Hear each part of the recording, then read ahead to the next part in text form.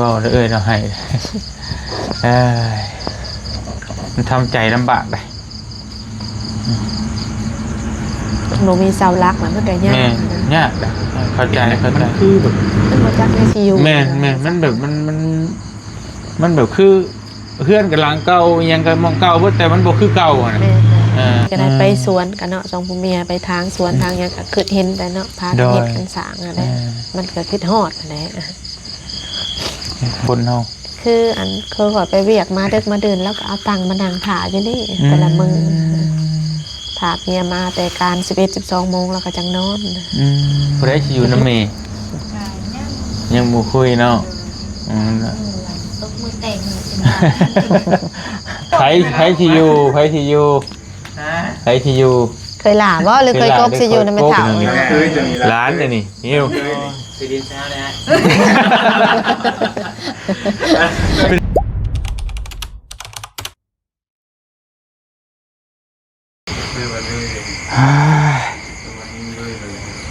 เอาพี่น้องเลยเปิดภาพมาบรรยากาศ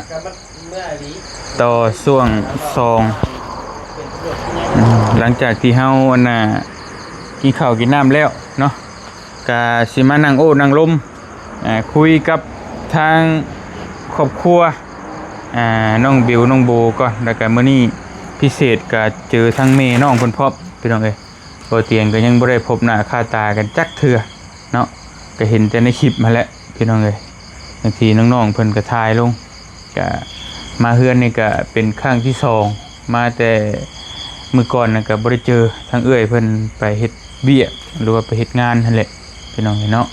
ก็เลยมื้อนี้มีโอกาสพอดีเอื้อยเพิ่นหยุดพอดีก็จะได้มีโอกาสมาโอ้มาล้มกันเนาะพี่น้องเอ้ยโตสบายดีเด้อเนาะผู้ใดเป็นเมย์ คือว่านุ่มคือกันเบิดโอ้พี่น้องเอ้ยเนาะเอื้อยบ่คิดว่าเอ้ยน้องโตมื้อนี้ก็ได้มาพบมาเจอเนาะพี่น้องเอ้ยบ่ได้เฮ็ดเวียกบ่มันโอ้ไม่แล้วเนาะวันอาทิตย์ได้พี่น้องเอ้ยมื้อนี้เฮาโหลดบ่จักมื้อจักยามเพราะว่าบ่มีมื้อพักเด้ถ่าย YouTube บ่มีมื้อพักเลยเด้บ่ได้กันเนาะบ่ได้จักว่าสงกรานต์ปีใหม่บ่มีเลยนะพี่น้องเอ้ยราชการยังมีหยุดอยู่พักทุกวันอาทิตย์บ่โอเคทีมงานก็ไปเบิดละพี่น้องเอ้ยบ่นิ้วก็รถใหม่เพิ่นมื้ออ้างแม่เพิ่นมื้อส่งรถใหม่เนาะครับควันนั่นน่ะรถใหม่พี่น้องเอ้ยสีได้หั่นเนาะเดี๋ยวขอแป๊บนึงเด้อใหญ่มุมก่อนพี่บ่มาไหนพี่บ่เบิ่งข้างหลังกันนะนั่งรถใหม่ต้องใช้ป่ะพี่น้องเลยโทษเนาะออกรถบอกก็ยากได้แบบรถใหม่ป้ายแดงป้ายดำมันพี่น้องเนาะดำบัดโอเคเดี๋ยวบ่เตียงขออนุญาตเด้อพี่น้องบ่เอาหน้าเข้ากล้องเพราะช่วงถือจับอยู่ตอนกำลังตามจับอยู่AIตามจับดอกมันเป็นอย่างอื่นวันนี้กาผู้กองเฮาพี่น้องเลยหรือว่า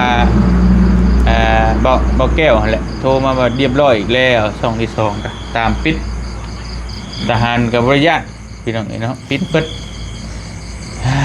โอเคเอาขออนุญาตนั่งตรงนี้ก็ได้เพราะว่าบ่ได้เข้ากล้องเลยเนาะเป็นอะไรใครในบ่เจ็บท้องมันมีแต่กินยาบ่เตียงเอายาให้กินพี่น้องเนาะเพราะว่าน้องใบเตยคือท้องแห้งไหนเม็ดละ100 กว่าบาทบ่เตียงก็พออยู่ลำตัวนี้แหละเวลามันนั่นแห้ง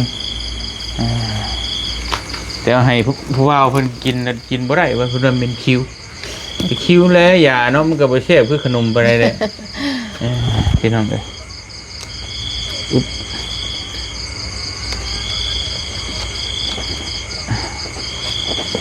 อยู่กัน3 คนนี่แหละเนาะแม่นพี่น้องเอ้ยใบเตยนี่กลับบ่ไปแล้วกลับบ่อยู่ที่เลย อยู่พี่เลยอยู่ร่วมกัน เป็นหมู่กับน้องโบ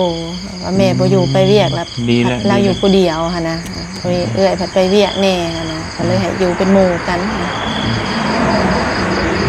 ขออนุญาตอันเอ้ยชื่อนี่ได ชื่ออาแหม่ง เอ้ยเม่งอายุจักปี 44 ปี 44เนาะก็เป็นเป็นเอ้ยบ่เตียงพี่น้องเอ้ยแล้วอันเอ้ยน่ะคนอยู่ไสก็คือว่าบ่ได้เป็นคนอันนี้อยู่ซิโนเฮาบ่ บ่อยู่เชียงขวาง เชียงขวางผู้ แม่ ว้าตุ๊พี่น้องเอ้ย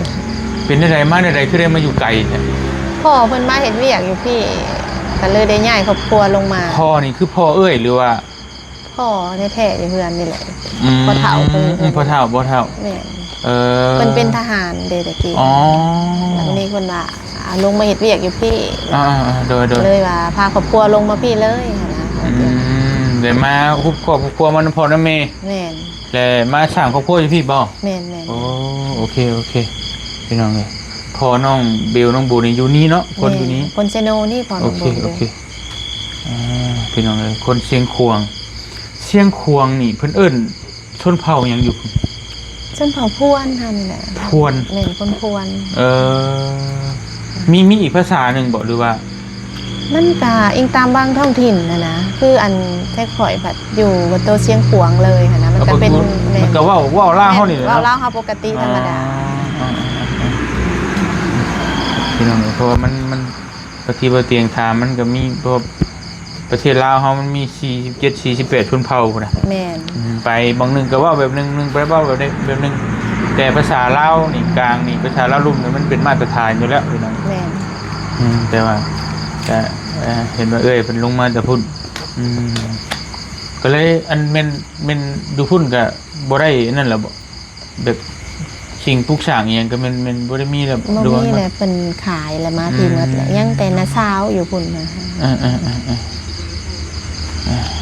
มาอยู่พี่น้องเนาะก็ แม่น สร้างครอบครัวอยู่นี่อันนี้ก็สิแม่นซื้อเอาแล้วบ่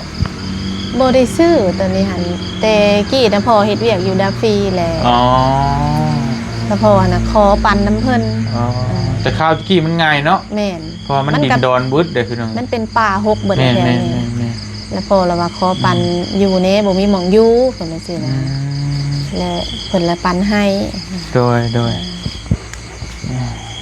ก็เลยมาสั่งครอบครัวอยู่พี่มีลูก2คนนี่เด้อ แม่น2คนนี่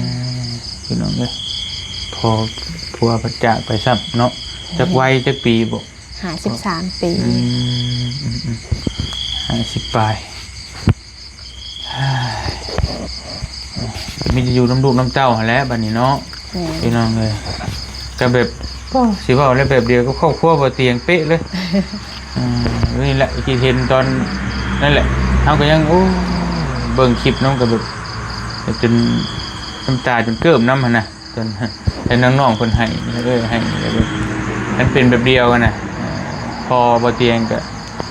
ตายจนนี่แหละประมาณอายุ10ปลายปีไม่ซ้ำน้องเพิ่นพอดีกันน้อยๆนี่แหละแล้วเห็นมันต่ำใจเนาะแต่ก็อยู่กัน2-3คนแบบนี้แหละแต่ว่าบ่เตียงเป็นผู้ชายแต่ว่าน้องเป็นผู้หญิงเบิด แม่น ก็เลยคิดเห็นใจพี่น้องเลยแต่มีแต่ว่าอดทนนั่นแหละเห็นอะไรเนาะมันได้เป็นไปเลยพี่น้องเลยทุกสิ่งทุกอย่างนี่ก็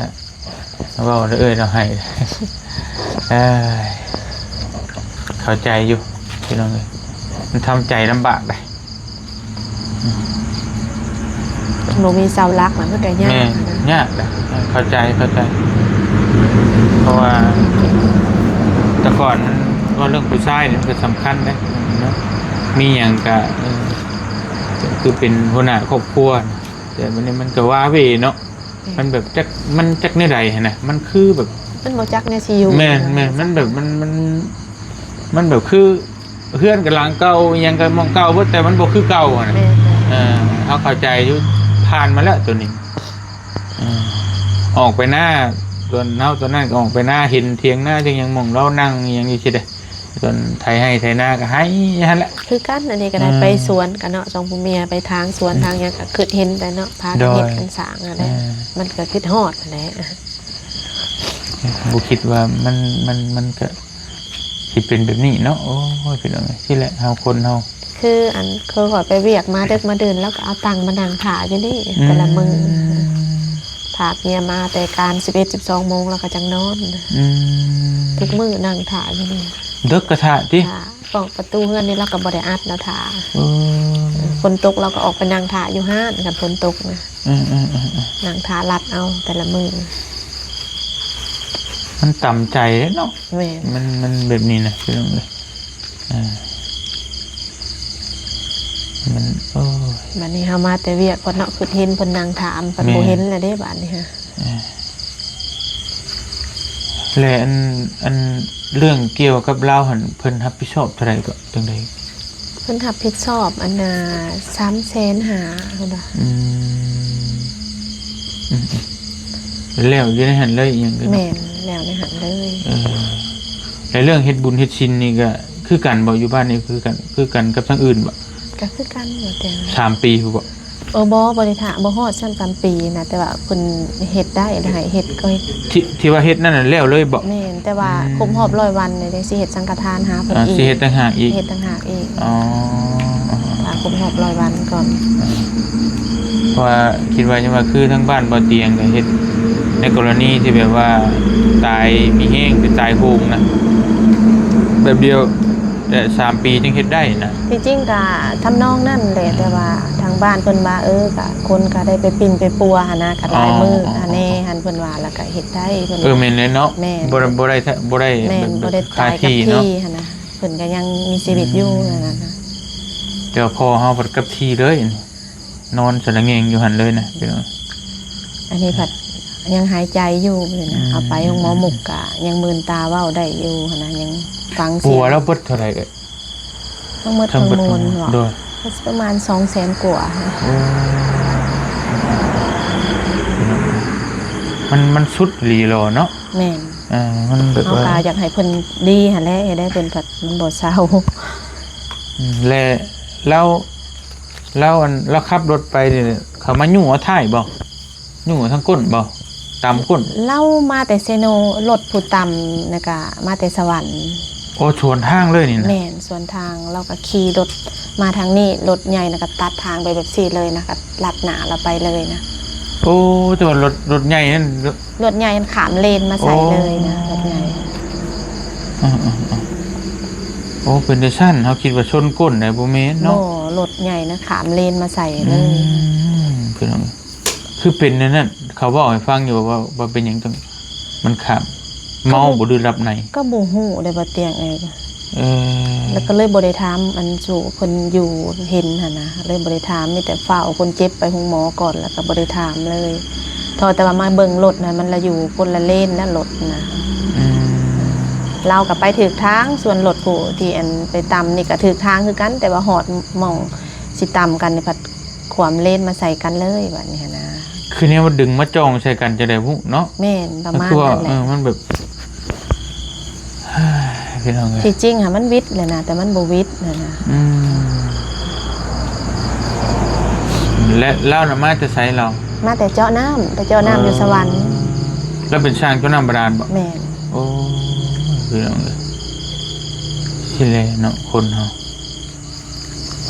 ฮอดมื้อสิเป็น เจาะน้ำมากอะขี่รถเจาะน้ำมาแล้วเอาไปจอดไว้อยู่เฮือนหัวนาแล้วก็ขี่รถจักรมาเฮือนแต่ละมื้อหั่นนะ คำว่าจังหวะขี่รถใหญ่รถหยังก็จักสิบ่นั่นก็มีเนาะ ทำอิดเราก็ปฏิเสธหมู่แล้วว่าบ่ไปหาหมู่อยู่พุ่นนะสิถ่าอยู่เฮือนแล้วให้ขี่รถมาสู่อยู่ทางนี้หั่นนะแล้วหมู่เพิ่นเว้าว่าเปลี่ยนใจว่าโอ๊ยเมื่อทางแก่งกระเบาเอาว่าผู้นี้ก็เลยได้ขี่รถจักรไปหาแบบนี้นะก็สิเกิดอุบัติเหตุนะ โอ้ยพี่น้องเอ้ยก็มีแต่อดทนสู่ไปนั่นแหละเฮาเฮ็ดได้มีแต่คิดว่าให้เพิ่นไปก่อนเนาะ แม่น เฮาไปน้ำหลังแค่นั้นแหละเฮาคิดไว้นั่นนะเฮาก็ แม่น คิด นั่ ว่าน แหละ เพิ่น ใคร ไป ก็สิ ก่อนแล้ว ไป ตาม กัน ไป ว่าซั่นซะ เฮ็ดได้ซะ มันเป็น มัน กัน บ่ เลย จะคุมเฮ็ดเด้คือเฮาก็เฮงเต็กแหละถ้าบ่เห็นหยังเลยนะคือความฝันตอนนั้นก็ไปเฮ็ดงานอยู่ไทยเด้พอเพิ่นโทรบอกว่าพอรถชนเสียแล้วนี่ก็เพื่อสิมาเพื่อสิฮอดน่ะเพิ่นเอาไปก่อนแล้ว พออยู่บ้านเพิ่นบ่ให้ไว้หึงเด้มีแต่เอาไปฝังเลยนะ โอ้ บ่ได้เผาบ่ได้หยังบ่ได้บ่เห็นหยังเลยนะมาก็เห็นแต่แม่นั่งให้อยู่นั่นแหละเฮาก็ บ่เห็นหดหน้า แต่ พ่อ ผม เนาะ เห็นบ่เห็นหยังเลยคือฟันอยู่ตอนนี้เห็นได้แต่ไปเบิ่งคุมแล้วหั่นแหละแต่จังนั้นแหละคือความฝันนี่พี่น้องก็นั่นแหละก็เข้าใจทั้งเอื้อยเพิ่นอยู่ทั้งครอบครัวและเอื้อยนี่เฮ็ดงานอยู่โรงงานยาสูบบ่ แม่น เฮ็ดแตะหึงแล้วบ่ บ่เฮ็ดช่วงเวลาเพิ่นเปิดใบยาแบบเพิ่นซื้อใบยามาน่ะเดือน4เดือน5แลซื้อใบยามาพอแล้วเพิ่นเปิดปาดยาเอิ้นตียาว่าซั่นซะตียาขึ้นสร้างสินะ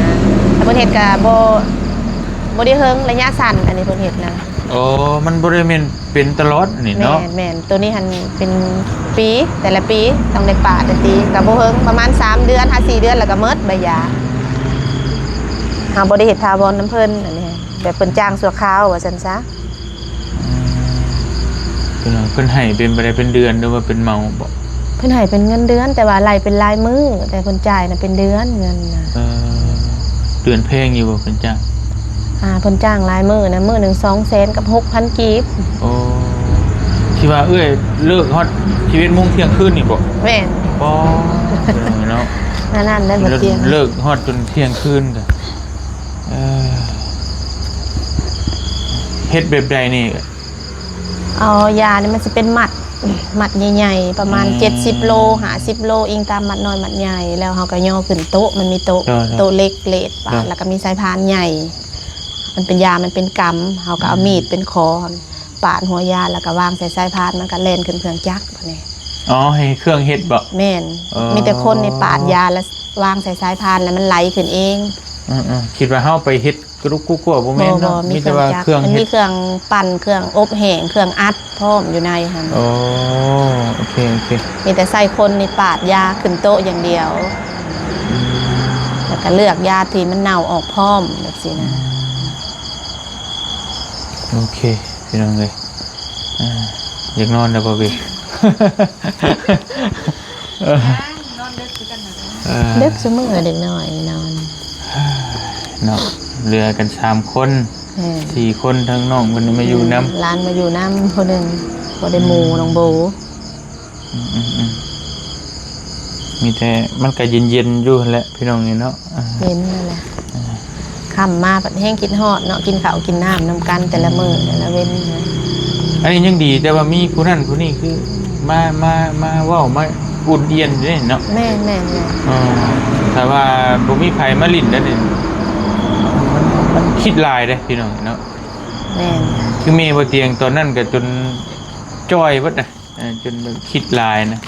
อยู่หน่อยคนนี่ยังคิดอยู่แต่กับลูกมันคิดนะแต่อยู่คนหลายๆคนก็เว้านั่นเว้านี่ก็ลืมไปนี่ แม่น พอกลับมาตัวคนเดียวคิดอีกนะมันสิเป็นป ไประ มา เฮ็ ณ ดเวียกอยู่โรงงานกะใครแน่มีหมู่ปู่พาเว้าหลายคนก็ลืมไปนะบ่เตียง ประมาณนั้น แม่ มีหมู่ปากหมู่เว้านำกันใช่ แม่หมู่พาลมหันลมหนีก็ลืมไป คือกันกับน้องพรตอนนี้แหละโทรไปหามื้อนั้นก็ยังให้อยู่เด้พี่น้องก็เข้าใจอยู่จักเฮ็ดจังได๋น้องพรผัวติดถ้ำก็อีตนเราเนาะ แม่อุ้มลูกน้อยเด้ลูกน้อยลูกก็น้อย คันลูกใหญ่ก็ยัง แม่ สิ นี่ยัง ว่า ว่า ใคร เนาะ เนาะ ยังว่ายังใหญ่ก็ยังใครนิดนึงหั่นนะก็บ่มันบ่ดีเรื่องการจากลาแต่มันยังดีนี่ลูกแบบถามหาพ่อแบบแม่ก็ตัวน่ะตัวพ่อไปหากิน อาจักสิตัวใดซำใดเนาะ แล้วก็เฮาโอ้พ่อไปหาเงินลูกมันก็ลูกก็ถามแบบพ่อไปไสพ่อไปไสผู้นึง6-7 ปีเลยเว้าได้เลยเว้ากำลังปากเกี้ยงนะตัวไปซั่นแหละแล้วก็อุ้มลูกผู้น้อยให้ย่างวนไปวนมาอยู่แหละก็ได้บอกน้องเพิ่นอยู่ก็คิดหลายน้องเอ้ยประสาทแตกได้ว่าว่าจักนอนก็ให้นะยังก็ให้เบิด เราต้องทำใจได้คำแบบนี้ก็ได้ แม่ อันนี้ก็คันกินฮอดมื้อใดก็ลงวัดไปใส่บาตรหาเพิ่นเอา ก็มันเฮ็ดหยังบ่ได้เด้พี่น้องจักสิเฮ็ดได้ไดจะได้แต่ทำใจแหละ เฮาสิไปห้องไปให้หลายก็เพิ่นบ่คืนมาคือเก่าหั่นแหละยังไงได้ มีแต่ฝึกก็ปล่อยวางคิดแต่ว่า แม่น คือแบบเฮาว่ากันแหละคิดแต่ให้เพิ่นไปก่อนใช่ครับตามไปคิดนั่นแหละพี่น้องเห็นได้ก็ยังดีแต่ว่าได้เฮ็ดเบิดทุกสิ่งทุกอย่างเนาะ แม่น สุด แหละพี่น้องเอ้ยชุดสีมือเลยนะพาไปหาหมอก็ฮอบชีพฮอบเดนไปทั้งไทยทั้งลาวแล้วก็ได้เฮ็ดบุญเฮ็ดหยังให้อีกก็โอเคอยู่เขาคิดอีกแบบหนึงนะ แม่ คือคนอื่นเด็กบ่เห็นหยังเลยคือที่แหละคือผัวน้องพรนี่ก็บ่ได้จับบ่ได้บายจักเป็นแบบใดนะบ่เห็นเลยแต่เพิ่นก็เฮ็ดบุญไปให้แล้วนั่นก็เฮ็ดไปให้ก็คิดว่าสิบ่รอดแล้วแหละ โอ้มันกระดนเลยเนาะมาเตียง แม่น3เดือนน่ะเด้ โอ้ มันเกิดว่าทุกบ่ได้ดอกพี่น้องเอ้ยมันอยู่บ่ได้ บ่ได้แล้วก็3เดือนเลยแต่ขนาด 2-3 มื้อนี่ก็ยังเนาะบ่อยากรอดเลย เดือนหนึงนี่ก็สุดแล้วนะใครอยู่รอดนะพุ่นก็บุญหลายดีโล แม่ บวกกับน้ำนี่แหละพี่น้องเอ้ยถ้ายามแล้งยังพอมีหวังอยู่ เพิ่นก็อยู่กับลูกแต่3คน2คนน่ะบ่ ตอนนี้น่ะอยู่3คนนั่นแหละ อ๋อ 3คนแล้วเพราะว่าแต่ก่อนหันก็อยู่กับผัวเนาะ แม่ ดูกับผัวเลยวันนี้ผัวไปที่แรกกะมาอยู่น้ำเพื่อนไม่ย้าเพื่อนพ่อแม่ผัวแหละอยู่น้ำกันเลยเจ้แล้วก็วันนี้จะเข้าไปเรื่อนในเพื่อนนั่นเด้ อ๋อ แต่คือ เห็นอยู่ ที่อยู่และเพราะว่าเฮ็ดจะได้เพราะที่อยู่มีเพื่อนน่ะเด้ก็จะน่าจะอยู่แล้วก็น่าจะหาลูกหลานพี่น้องมาอยู่น้ำประมาณนี้แหละสิประมาณนี้ เอาผู้อยู่ก็สู่ปานนี่แหละเฮ็ดได้ซั่น แม่ จำเป็นนะ บัดผู้หนึงนั่นก็น้องปิ่นอยู่เชียงควงน่ะกระท่องล่ะนั่นแหละครับ ท่องกำลังท่อง3-4 เดือนบัดผู้ใหญ่อีกก็ประมาณ3-4 ปีแล้วนั่นก็ถามหาพ่อ ผู้นั้นก็แฮงยากแล้วเนาะเพิ่นเลี้ย แห่ ง ง ลู ยาก กอีก แห่งยากไปหน้านะครับ แม่น ได้ลูกมันได้ไปสิเบิ่งสิหยังอีก เจ้าปิ่นเรายังว่าออกมาใหญ่เนี่ยจักหน่อยเนี่ย สาวพร สาวพรนะ สปินยังอันนั้นอยู่เนี่ยเดี๋ยวนะโอ้ชุดอันนั้นกะพี่น้องเอ้ยว่าเตียงไปเห็นก็จังไห้นำแบบก็บ่ได้คอยไห้นำคนง่ายๆนะจะไปเห็นน่ะยังโอ้ เห็นแล้วมันหดหู มัน ใจ ชุด ผล นี่ เนาะ รอนะแม่ เฮาเบิ่งในโทรทัศน์เบิ่งในข่าวในหยังก็ยังซ้ำนึงเบิ่งในกล้องในหยังแต่ไปเห็นตัวจริงนี่มันแบบป๊าดเด้อมันกระดอกกระเดี่ยแท้นะ ทำใจยากเนาะแบบนี้ฮะ ขอบอยากได้อย่างนี้แล้วนั่นก็ไปหาอยากได้พอได้มาซื้อนมให้ลูก ปากปลาทองก็ได้ก็ได้ สู่ไปโบกะเฮียนเก่งๆจบมาแล้วก็นั่นแหละพอได้เป็นที่พึ่งของแม่แล้วเป็นตำรวจบัดซองแม่นบอกแม่นเนาะใครอยู่ดอกอบอุ่นอยู่ดอกพี่น้องเอ้ยมีแต่ตำรวจ โดนลายใช่ไหมแถวนี้ครับนี่จ้องอยู่ มักเว้นมักหยังเนี่ยเนาะ เอามืออันเขางัดห่านอีกเทือที่3นะคะข่อยก็ไข่ แม่นบอก มือว่าอะไรนี่ อ่ะ งัด งัดห้านเลยนี่ แม่นว่าเตียง โอ้บ่ว่าดอกชำนี้ก็งัดของกันเนาะ งัด3เทือแล้วว่าเตียงเอ้ย บ่ได้เอากล้องมาติดบ่ ยังบ่ได้ติดมันมีนี่แหละ โมเดลติดไฟฟ้านะ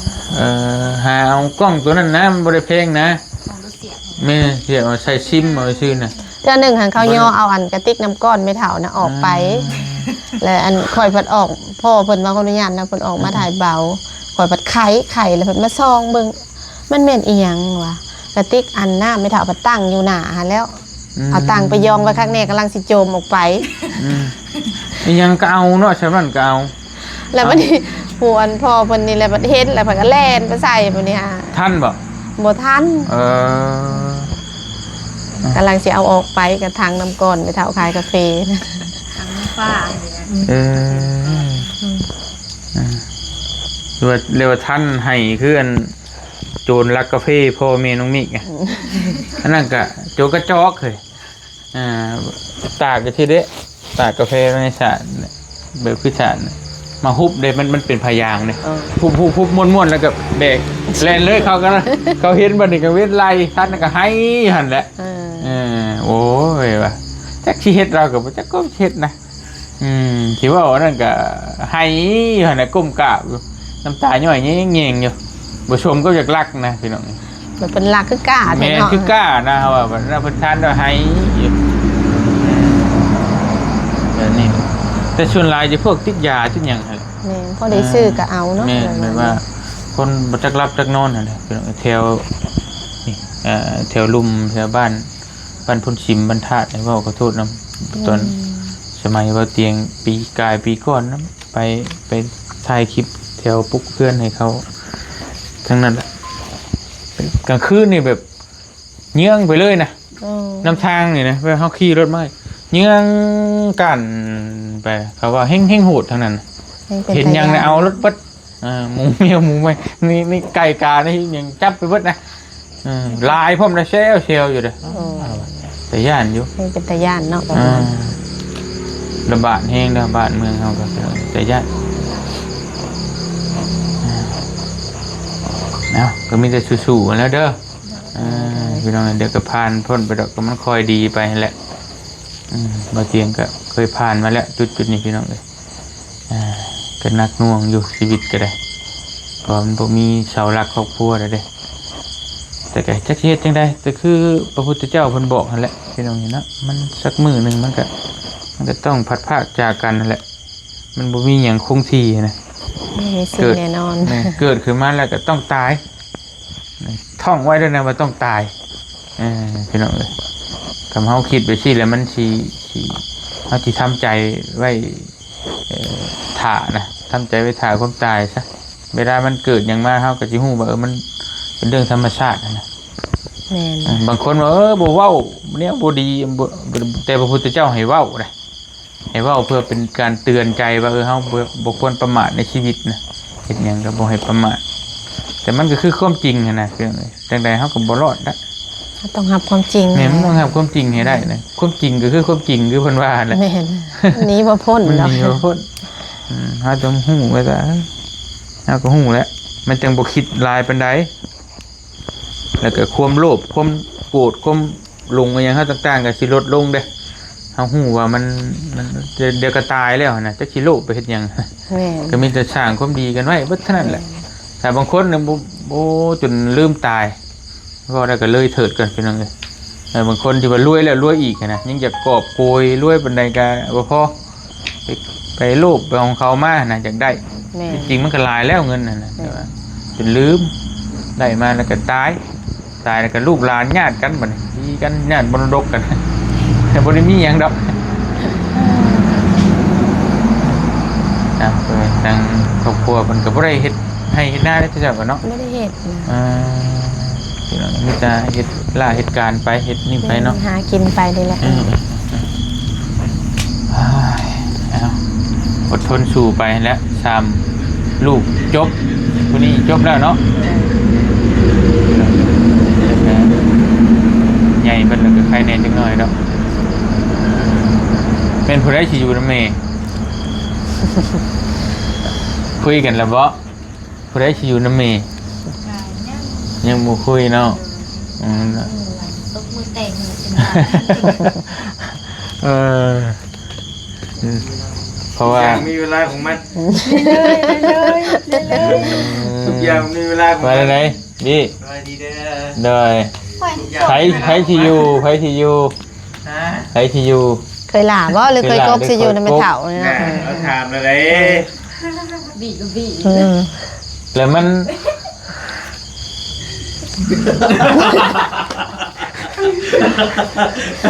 ทุกอย่างมีเวลาของมัน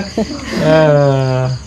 จิมากว่าครับนี่ดอกอย่าหอดมือมันเนาะใจเย็นทุกอย่างมีเวลาของมัน ล่าสุดเห็นไปคอมเมนต์ดิจ้องอ้ายอยู่ทุกอย่างมีเวลาของมันว่าจะใช้อีกอยู่นะตื่นมาเลยเห็นไปคอมเมนต์ เริ่มปวงเลยสิ โอ้ แต่ถ้าเป็นไปได้ก็อยู่น้ำกันก้อนนั่นแหละเนาะเพราะว่าอยากอบอุ่นนั่นแหละ เพราะเป็นไปไม่ได้ก็มีบอลไปจำเป็นต้องอยู่ว่าต้องอยู่ จะอยู่ใช่สิ ที่เป็นสาวของเจ้ากับเชียงเงิน เพราะว่ามันอีตนเรื่อยแล้วแหละมันเต้นได้ฮะนะมันวาบีพูดคือว่าแหละอย่างหน่อยก็ชุ่มเซลกันอยู่ให้มันโดนไปหลายปีหลายคาหลายปีไปกับใครจะดอกที่นั่นเลย เป็นเรื่องอนาคต เนี่ย เจ้าบ่ฮู้เนาะเป็นอะไรเต่งปีนี้บ่เหรอกะย่างอยู่ คือเสียงอ่อน มัน แท้ มาแต่เก่านี่ โดยแท้ ได้คุยแต่กับน้องเพิ่นพี่น้องนี่เนาะก็ยังบ่ได้เจอทั้งครอบครัวทั้งนี้นะบัดนี้ได้เจอทั้งช่องหน้าสองพายเลยบัดไปร้องแจ้งน้ำกันก็เว้าแต่เรื่องนี้แหละหาเงินแต่งเมียเอาอยู่หั่นแหละหาเงินแต่งเมียได้หาเงินกุ้มใจได้ว่าไม่เท่าก็โอ้ยจะเห็นตกแรงนี่เด้นี่มันอยู่ปัดเมย์ปัดป่วยอีกนะกุ้มใจโอ้ยจะกี่หาเงินแต่งเมียจะกี่หาเงินปัวเมย์ ผ่านมาแล้วจุด ผ่านแล้ว เราลงใจแล้วจะหาเงินแต่งเมีย ยังหมดแล้ว ยังไม่จบอีกโอ้ยเนาะมีแต่อีตนนี่แหละว่าอยู่ลองแจ้งในอีตนก็ดีอีกเดี๋ยวว่าเห็นหน้าเศร้าๆนะแบบคือขี้เครียดนั่งกับมือกลมนะพะ กลางคืนก็ย่างหวนไปหวนมาอย่างนั้นหน้าห้องโอ้ยมันลืมถ่ายคลิปมาให้น้องเบลมึงเอาเห็นแล้วนั่งเนี่ยทีละทีละมาแล้วพี่น้องนี่ หลังเคยตัวนี้ ร้านเนี่ยนี่นิ้ว ไปดินเช้าเลยฮะ เป็น หนักมันเป็น ขายอย่างเดียว ขายดิ ขายอย่างเดียว ขายดินเนาะอยากได้รถ แม่แล้วมาสันพาน้องโบนไปเที่ยว ฮะ น้องโบน้องไปเจอ ลงไปเจอแล้ว ไม่ได้ไปเที่ยวพักไปห้องหมอผู้ชายก็เจ็บท้องผู้บ่าวก็เป็นโรคกรดไหลย้อนนี่เรื่องไงยังบ่ไข้บ่ ใครเนี่ยแล้วกินข้าวได้นะ ก็คือว่าเห็ดอ้วกอยู่ใช่ก็อ้วกอยู่ที่ มันเอื้อมมันเอื้ กินเลยก็บอกคือเขาอะไร แต่ ได้ ม เย อง อะ ออกอาหารออกเดี๋ยวนี้นะตะกี้ออกอาหารแต่เดี๋ยวนี้เอื้อมขึ้นมาแล้วมีแต่ เป็นน้ำบอก น้ำลาย เป็นฟองนั่นแหละคือกด กดไหล กด ย้อ อะ น ไร เหนียว นั่นแหละกดนี่ นั่นแหละ มันปูมนะคล้ายๆคือคล้ายๆคือเฮาถอกเป๊ปซี่ในจอกเนี่ยมันบ่แบบฟองขึ้นมามันบ่ล่ะ บางเทอ มันเป็นฟองออกมาแบบนั้นแหละ เป็นฟอง เสือเป็นน้ำเหนียว แต่ก็อดบ่ได้เนาะแนวกินนะ แต่บางเถื่อก็อดได้ ทำขึ้นนี่แห้งจะอด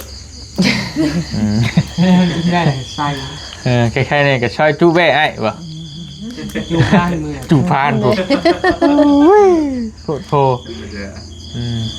โพพวกเนื้อนี่เขาบ่อยากให้กินปานใดนะเพราะมันกดลายเป็นยังไงเอาสิเว้าหยังก็เว้าได้มันก็นั่งนี่แล้วนี่ไอ้เฒ่าใหญ่เฒ่าน้อยป้า มาอยู่กันโลดได้บอกคือได้นี่ตามเคยนะคือแล้วหมู่กันนะนี่เหมือน เบาลีก็ฮุบบ่เลยครอบครัวหนึงวะลุงเฮิมเอาเอ้ยดิเบาเสียงก็เอาน้องอีกแบบเบาลีเอาน้องลาสุดเบิดเลยครอบครัวเราบ่ได้แบ่งให้ไผจักนิดว่ะ จังบ่เงาเนาะ โดยฮุบเอาเบิดเลยนี่คือกันแล้วพี่น้องเอ้ย2บี้นี่เอาลูกบ่นิ้วนี่หลานพี่น้องมาอยู่นํกันนี่แหละ จังม่วนเนาะอยู่นำกันหลายคน มาปัวกันนี่เว้ย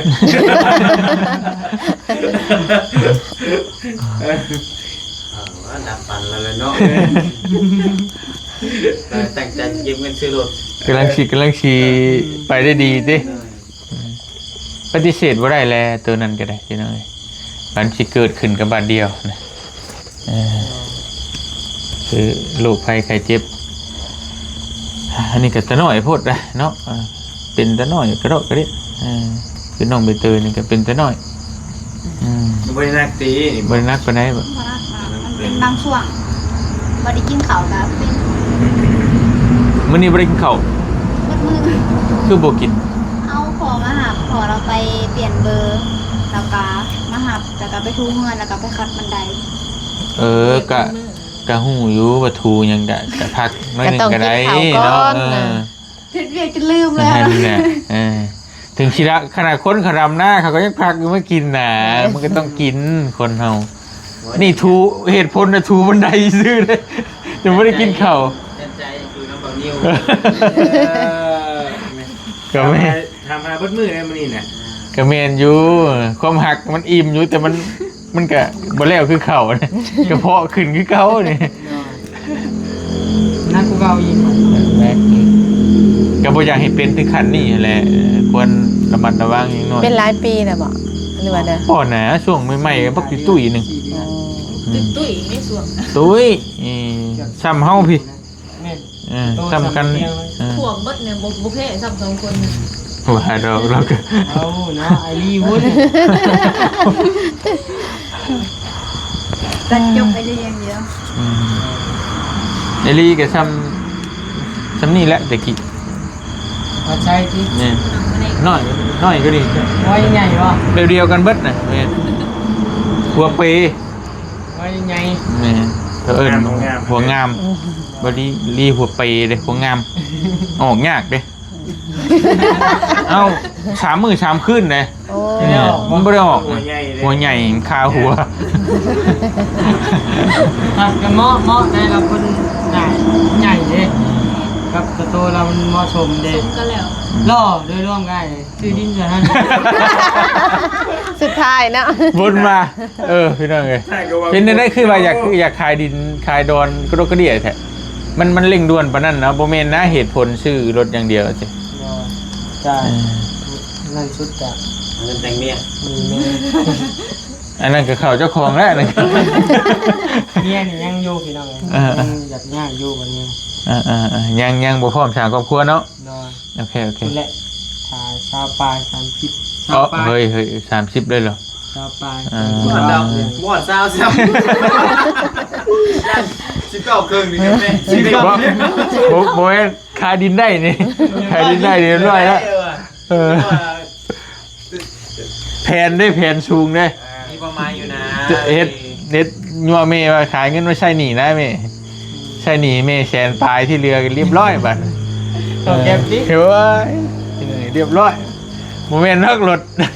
รถชีตีนนะรถเตานะโอ้ยเลยก่อนที่เฮ็ดหยังกับปัวเจ้าของมันดีคักก็ได้ เห็นมันแล้วไปขี่ดิ แม่บ่ว่าขี่เจ้าเมียเดี๋ยวที่ยังไงนะรถล่างก็เอาให้เจ้าของแข็งแห้งกันนะเท่าที่ได้หยังมากกับเจ้าของสุขภาพบ่แข็งแห้งบ่มีความสุขเก่านะ โดย นี่อะไรดีๆกินต้องเบิ่ง พยายามอยู่ดีมากิน แก้เบิดบ่แก้บ่ทางไสยศาสตร์ถ้าหยังก็แก้อยู่ติ มันลายเลยก็ โอเคครับเบิดแล้วก็ยังเหลือแต่โรคส่วนตัวเฮาบัดพอได้ยินว่าหั่นน้องเพิ่นเล่าให้ฟังว่าแม่เพิ่นไปได้เบิ่งตามความเชื่อนะพี่น้องเบิ่งหมอเบิ่งยามก็ว่าก็ถือของสิปุดคือไปรำเทื่อนึงก็ได้คือเบิ่งจ้ายังเต็กแล้ไปจนทางยังเป็นโฮม โดย เดี๋ยวว่ารอบ่ผู้เบาสาวสิปูนเห็นเรียบร้อย มาแบบนี้แต่มันจะไปนั่นลายคือแบบมันกระบุรีจะเถื่อนนะบอลหนึ่งว่าได้หนึ่งบอลหนึ่งว่าได้หนึ่งก็เริ่มไปจากเสื้อแบบเริ่มไปทางนี้แล้วแบบ ซ่องก็ซ่องแล้วเนาะส่องกล้องก็ซ่องแล้วโอเคจ้ะมีแต่คลัม เพิ่นว่ามันบ่ได้เป็นอย่างไรเป็นแต่คนละย่อ คลัมเนี่ยกินนั่นแหละเพราะมันคนเป็นลายนะที่ตรงนี้กดไหลย้อนแต่มันก็แบบถ้าคือเราเห็นในบ่อเตียงอีกก็เป็นแรกๆก็กดไหลย้อนต่อมาก็เป็นกระเพาะแต่มันเป็นแพรแล้วไอ้กินแล้วมันแสบแหละ ของเฮาน่ะบ่แซ่บบ่เจ็บคือนั่งปกติบ่แน่นบ่ได้ยังได้เดี๋ยวนี้ เน่นได้ไอ้ถามว่ามันขึ้นมาคักเน่นดิ้นปีนี่หายใจมี ตอน เชื่อ นี้แบบคือแบบคนปกติเลยนะแต่แนวว่าบ่ได้กินหยังแต่แนวว่ากินแบบแนวเผ็ดๆบ่แนวแบบอันนี้เป็นแบบไปแล้วแบบน้อยนึงก็ออกแบบมากินข้าวไม้แบบกินได้แบบ มีแต่น้ำด่างและประจำ1น้ำด่างประจำ2มากับบ่ให้กินของที่มีกรด อันนั้นกินต้มจืดยังไงโอ้สบายนอนสบาย นั่นเลยฮู้อยู่หรอของที่มีกรดไอ้บอก ฮู้อยู่เจ้าบอกอะไรคือ แต่งดบ่ได้ บ่ได้ พวกสิ้นทุกชนิดยกเว้นสิ้นปลา โดย ปลากินได้ปลากับไก่ก็พอได้ โดย พวกสิ้นที่สัตว์4ขานะสัตว์เลี้ยงลูกด้วยนมน่ะอันตรายกดมันกดหลายเด้มัน สิย่อยเนาะ เพื่อมันสิย่อยได้น้องก็คิดเบิ่งแล้วว่าเฮากินเข้าไปเป็นตอนนี่สิ้นแล้วมันคือออกมามันเอายังเฮ็ดจ้ะ เป็นวง ประมาณนั้นนะจากพวกพักพวกผลไม้นี่มันใส่ด่างก็บ่เป็นหยัง ๆโดย แต่เขาก็บ่ได้อีกเพราะน้องไอ้เบิ่งจากที่ว่าน้องเป็นกับ น้องกินชีนลายเนี่ยเนาะ ตอนนั้นกินซอยจุหลาย อันดี ตอนนั้นผู้ใหญ่ก็เลี้ยงซอยจุกินแต่ซอยจุดิบๆนะกินแล้วก็เริ่มแสบ พอกินได้ชีนลายพุ่นนะเนาะเอ้ย เพราะว่าช่วงนั้นน่ะเข้าไปห้องไปช่วงเฮือนอันน้องน้องตันเด้ช่วงนั้นกินแต่ซีดตอนนั้น กินที่ไม่ได้เบียดเถิด จังว่า ว่ากินแบบรู้บุรีช่วง เข้าตัวไปอยู่ บ่ตั้งหาไปนี่แหละ หาไปกิน นั่งคิดว่าคิดเดิมมื้อนี้สิกินหยังกันนะหาไปนั่นแหละ ที่เรากินซิโคนครับกินนี่ก็ตอนขึ้นนะคือว่าโอเคอยู่บัดขึ้นไปเจหานเจลมดีกินได้ลาบกินได้ลาบกินได้ซีดเลยเริ่มแล้วบัด นั่นแหละก็งดแน่ลิ้นนี่ละคน เอาโอเคเบิ่งแยงตัวเองเด้อพี่น้องเอ้ยยังอายุยังน้อยอยู่นะเพราะว่ามันนี่ยังไปไกลนั่นแหละผู้ชายก็รออยู่หั่น ถ้าคอยไปโรงพยาบาลนี่ กระเพาะขึ้นนั่นแหละก็พอเตียงเอายาให้กินเม็ดนึงกินอีกใครเนี่ยเนาะ ได้บ่ ใครละบ่ เหมือนยังไงนี่ได้แต่บ่ค่อยแล้ว ปล่อยลงนั่นแหละ เขาบ่กินข้าวเนาะ ผู้ชายกินข้าวเสร็จอันน่ะเสร็จขันไดถ่าเบานิ้วให้มันงามเด้ให้ขันไดมันเงาผู้ว่าออกมาแล้วที่ได้โอ้เหลื่อมแท้มันไดขึ้นพอได้สู้กระเพาะขึ้นวันนี้ลืมกินข้าวโอ้ยพี่น้องเลยกระบะบ่ลงทุนขนาดเอาโอเคเลยสิเดี๋ยวมันยืดมันยาวพอหอมปากหอมคอพี่น้องไอ้ถามข่าวทั้งชีวิตการเป็นอยู่ของเอ้ยเพิ่นกับทินกำเนิดมาจากแขวงเสียงขวางพอเตียงก็จะไปอยู่ได้พี่น้องเสียงขวางนี่จะไปเห็นสักครั้งหนึ่งนะ เป็นของโรงพยาบาลเนาะ ไอ้หลวงพระบางเห็นแล้วยังแต่เสียงขวางบ่ติดเลยไกลเติบ ค ไกล นละแยกทางกัน แม่ไปซี่เลยน่ะ แม่ ซี่เลยเสียงขวางมันไปแยกอยู่มันนี่เลยแขวงด้วยกำไซนี่เลยแยกไปปากสั้นแล้วก็แยกไปแต่ว่าดวงพวางมันสัตว์ขึ้นเนื้อพอดีกัน ผงนาลีผู้บอกมันบอก กาบโบเมนอีก ท่าเดียวบอก โบเมนอีกมันไปพุ่นน่ะสินะมันไปพุ่นน่ะมันก็แยกไปอีกแม่มันแยกไผแยกลาวนะประมาณนั้นเพราะว่าขึ้นไปพุ่นมันใหญ่เด้ขึ้นไปเนื้อพุ่นมันต้นแม่นบ่คือมะข้างนี่ว่ามะข้างน้องแจ๊กเลยมันลงมาทางใต้เฮาแล้วไล่มันสิกิ้วมันแหลมไปเด้ มันผ่านเมืองเนาะ แม่นมันมีแต่แขงตัวแขงเลย มันแยกไปเนาะ แม่นมันคำม่วนแล้วก็สวรรค์แล้วก็สารวัตรแล้วก็อัตตปือจะปลาซักเลยนะแต่ว่าอยู่พุ่นมันแยกไปภายไปมันเนี่ยมันใหญ่ดิมันสิเป็นในนั้นอยากไปเบิ่งทุ่งไฮหินนะหินบ่เคยเห็นจักเทื่อ ไปมึงดูงามได้ เลยนั่นแหละพอครั้งนึงอยากไปถ่ายรูปเก็บไว้เป็นที่ระลึกแต่ทางบ่ประโทษเว้ย คันยามแรงแล้วก็ไปสบายคันยามนี่น่ะบ่ไปก็ได้ ยังจะไปดิยามนี่ ก็บ่อยากปานใดนะบ่ลุยสิบ่ว่านะขี้ตมคือบ้านเฮานี่บ่ว่า แม่ ต้มเหนียวบ่ มันบ่ขี้ตมเนี่ยมันดินสไลด์นะนิวดินสไลด์มันทับทางเลยมันไปบ่ได้เลยน่ะ ด้วย แต่นั้นแล้วอันตราย ตามภูติ แม่นมาไปน้ำภูเขาเด้ วางพ่อเพิ่นเสียนี่ก็น้าสาวมาเขาน้าบ่าวมาแต่เส้นขวงเพิ่นมาสกสกันน่ะเพิ่นก็อยากให้ข่อยน่ะเมื่อน้ำให้เมื่อพักผ่อนอยู่พุ่นน่ะแบบเมื่อบ่ได้แล้วปลาลูก2คนน่ะ แต่สิฮุบมื้อเลยก็บ่ได้อีกเนาะ แม่น อันนี้บ้านพัวบ่ แม่นสม น้องเพิ่นบ่ฮู้บ่ฮะ บริโภค มาก่อนอ้ายอีกเราก็บ่ได้สร้างถามเนาะ น้องโบน้องเบลนี่พาเมื่อ 2-3 เดือนแล้ว คุยแต่ลูกสาวกับหลานสาวบ่ถามเพิ่นไม่เฒ่าจักดิ โบนบ้านไปเฒ่าเนาะ เนาะจังได๋ใช้บ้านเจ้าอยู่ใช้เอาอีกแล้วพี่น้องเอ้ยก็ถามข้าวกันนั่นแหละพี่น้องเอ้ยเนาะว่าเฮ็ดจะได้ก็มาเยี่ยมมายามก็จะได้ฮู้กันนั่นแหละพี่น้องก็หลายคนก็คือสิฮู้ในคลิปนั่นแหละแต่ว่าเฮาก็บ่เตียงยังบ่ฮู้มีแต่นั้นแหละให้ทั้งเอ้ยน้องๆเพิ่นพักผ่อนเนาะ โดย จะได้ก็สู้ๆเด้อเอ้ยเด้อ จ้า น้องๆก็สู้ๆพี่น้องเอ้ยเรื่องเลวร้ายมันผ่านไปก็ให้มีแต่เรื่องดีๆเข้ามาบัดนี้เนาะในครอบในครัวเด้อ โดย จักดีบ่ดีก็นั่งน้ำมันนี่แหละตัวโตดเป็ดนี่เข้ามาในครอบในครัวดอกมือดีแต่ว่ามารยาทดีแท้มานั่งใกล้ไปเท่า ตามเคยเนาะ คักเหยียบอันนั้นแล้วอยู่ดีมีแห้งเด้อน้องเด้อเด้อเด้อสบายดีพี่น้องเลยถามข้าวเอ้ยเพิ่น